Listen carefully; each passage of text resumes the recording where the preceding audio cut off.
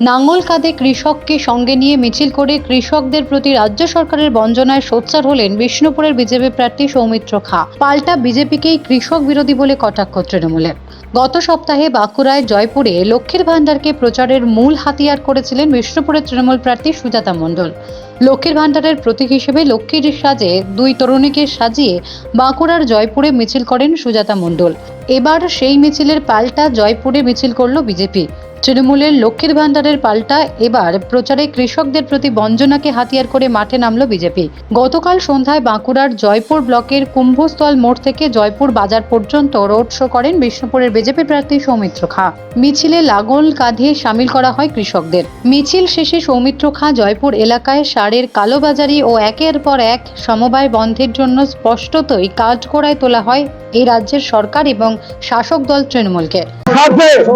ভারতীয় জনতা পার্টি আছে, মমতা বন্দ্যোপাধ্যায় নেতৃত্বে যেভাবে পশ্চিমবঙ্গে সারের কেলেঙ্কারি করেছেন, জয়পুরে যেভাবে সমবায় দুর্নীতি হয়েছে, সেই তারই প্রতিবাদে কৃষকরা রাস্তায় নেমেছেন এবং আমরা তার সাথে আছি। ভোটের উত্তাপ কেমন? ভোটের উত্তাপ চলছে। শুধু একটা কথা বলবো, জয়পুরে সমবায় সমিতিগুলোকে শেষ করে দিয়েছে এই তৃণমূল কংগ্রেস। প্রত্যেক জায়গায় দুর্নীতি। সমবায় সমিতিতে যারা টাকা রেখেছিল তারা টাকা ফেরত পাচ্ছে না, কৃষকরা টাকা পাচ্ছে না, কৃষকরা সার পাচ্ছে না, কৃষকরা শুধু বারবার যাচ্ছে হচ্ছে না। তাই আমরা আজকে কৃষকদের সাথে ভারতীয় জনতা পার্টি মিছিল করেছি। আজকের এই বিপুল উচ্ছ্বাস কি করবেন? এটা পঞ্চায়েতে যে ভোট করতে দেয়নি তার বিরুদ্ধে মানুষের উচ্ছ্বাস। জয়পুরের জনজাগরণ করবো আজকে। পঞ্চায়েতে যে ভোট করতে দেয়নি তার ফল এই লোকসভায় মানুষ বুঝিয়ে দেবে। নিশ্চিতভাবে আমরা মানুষ নিয়ে যে মিছিল হলো তাতে আমরা 2 ঘন্টা ধরে যে মিছিল হলো তা কখনো জয়পুরে এই ধরনের ঘটনা ঘটেনি।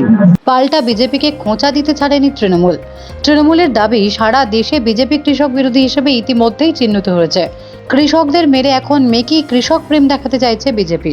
কৃষক মেরে কৃষক প্রেম এই বিজেপি সেম। আজকে দিল্লিতে কৃষকরা আন্দোলন করেছিল। কৃষকদের উপর মোদীর সরকার ট্রাক্টর চালিয়ে কৃষকদেরকে হত্যা করেছে। আজকে কৃষকরা প্রত্যেকটা জায়গায় মিটিং করে বলছে যে বিজেপিকে ভোট না দিতে।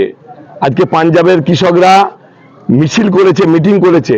আর এই সৌমিত্রকে কম কথা বলতে বলুন।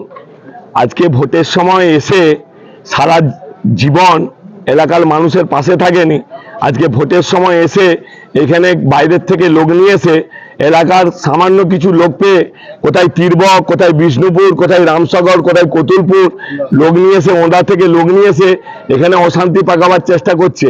4 তারিখে জবাব দেবো, রেজাল্ট তো বেরোবে, সেই দিনে সৌমিত্রকেই খুঁজে পাবেন না। এই সবুজ আবির এখানে প্রত্যেকটা অঞ্চলে যেমন পঞ্চায়েতে উড়েছে, প্রত্যেকটা বুথে বুথে তৃণমূল কংগ্রেসের পতাকা পথ করে উঠবে এবং উন্নয়নের নিরিখে ভোট হবে। আসুক না উন্নয়নের কথা বলতে। সৌমিত্র খাঁ 5 বছরে কি কাজ করেছে? আমাদের এমএলএ ছিল না, এমপি ছিল না, আমরা 5 বছরে মানুষের জন্য কি কাজ করেছি তার কম্পিটিশন হোক। আজকে কৃষকরা রাস্তায় বসিয়ে দিয়েছে। আজকে সারের দাম কে বাড়ায়? সারের দাম আজকে কেন্দ্রের মোদী সরকার বাড়ায়। দ্রব্যমূল্য বৃদ্ধি কে করে? কেন্দ্রের সরকার করে। অশিক্ষিত কিছুই বোঝে না, জানে না, উল্টোপাল্টা কথা বলছে। আজ তিনি আরো দাবি করছেন যে জয়পুরে নাকি যে সমস্ত সমবায় সমিতিগুলো আছে সেগুলো লুট করেছে তৃণমূল এবং জয়পুরে পঞ্চায়েত ভোট তৃণমূল করতে দেয়নি। কি বলবেন? জয়পুর থেকে 4 কিলোমিটার দূরে বাগাজলের কাছে পদ অবরোধে বসে গেল। সৌমিত্র খাঁ ভোট করতে এসেছিল নাকি? সে টিভিতে ফুটেজ নিতে এসেছিল। জেলা পরিষদের ভোট হয়েছিল সোলদার, এখানে যেখানে দাঁড়িয়ে আছে হাটতলার মানুষ জেলা পরিষদের ভোটে নিজেরা ভোট দিয়েছিল কিনা, বা বিজেপি সিপিএম এর এজেন্ট ছিল কিনা, এলাকার মানুষকে জিজ্ঞাসা করুন। গণতান্ত্রিক পদ্ধতিতে ভোট হয়ে আমরা জিতেছি। আর সৌমিত্র খাঁ একটি ধাপ্পাবাজ। আজকে ওকে প্রশ্ন করুন যে তুমি এতদিন কোথায় ছিলে? এলাকার মানুষের খেটে খাওয়া মানুষের জব কার্ডের টাকাটা কেন বন্ধ করেছো? কেন বাংলার মানুষকে আবাস যোজনার টাকা বন্ধ করেছো? তুমি তো 2 লক্ষ টাকা বেতন নিচ্ছ প্রতি মাসে।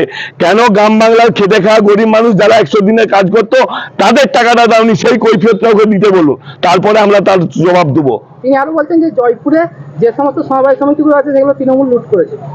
সমবায় সমিতি এখন দীর্ঘদিন বোর্ড নাই। সমবায় সমিতি কারা চালায়? স্টাফরা চালাচ্ছে। এইসব উল্টোপাল্টা কথা বলে। দীর্ঘদিন বোর্ড নাই। যারা দীর্ঘদিনের এটা 34 বছরের সিপিএম এর আমলে যারা নিয়োগকর্তা আছেন তারা সমবায় সমিতি চালাচ্ছে, ওনাদের তো সিবিআই ইডি আছে। আজকে যারা চাকরি পেয়েছে তাদের চাকরি খাচ্ছে, আজকে ঘরে বোম ঢুকিয়ে দিচ্ছে, ঘরে টাকা ঢুকিয়ে দিচ্ছে। সিবিআই ইডিকে বাদ দিয়ে একবার এখানেও সিবিআই তদন্তটা লাগিয়ে দিতে বলুন, কোনো অসুবিধা নাই। তৃণমূলের মেরুদণ্ড সোজা আছে। যেমন 21 সালে বলেছিল ইসবাত 200 পার, 70-এ আটকে গেছিল, এবারে বলেছে ইসবাত 400 পার, 150ও পেরোবে না। দায়িত্ব নিয়ে বলে দিলাম। এরা মুখে বড় বড় কথা বলে, এটা বাংলা, এটা স্বাধীনতা সংগ্রামের মাটি। এখানে মিথ্যা কথা বলে ওই বাজার গরম করা যায়, ভোটে জিতা যায় না। আর সৌমিত্র নেড়া বেলতলা একবার যায়, মানুষ বুঝে গেছে। 2011 সালে তৃণমূল কংগ্রেসের টিকিটে, কংগ্রেসের জোটে ওকে আমরা জিতিয়েছিলাম, তৃণমূল কংগ্রেসের কর্মীরা জিতিয়েছিল। 2014 সালে তৃণমূল জিতিয়েছিল, আর 2019 সালে লোকসভা নির্বাচনে তার বউ জিতিয়েছিল, তার বউ নয়। নেড়া একবার বেলতলা যায়, নেড়া বুঝে যাবে। এখন ভোটের সময় 2-4টে লাইট গেলে ভাবছে আমার ভবিষ্যৎ অন্ধকার, তাই লাইট দিচ্ছে। বাঁচাও সাধু বাবা, কেউ সাধু বাবাকে বাঁচাতে পারবে না, হারবেই, লিখে নেন। ব্যুরো রিপোর্ট, সোনারপুর বার্তা।